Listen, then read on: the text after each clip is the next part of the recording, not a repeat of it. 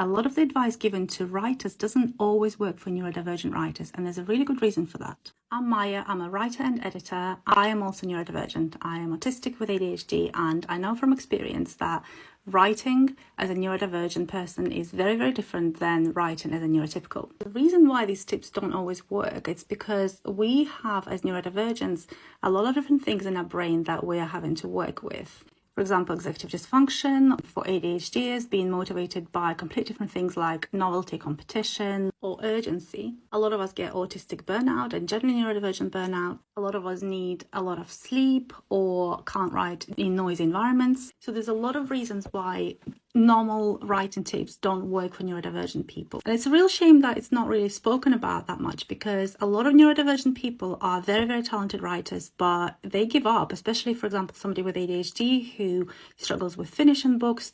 They might struggle and decide that they just don't want to write anymore. It's not for them.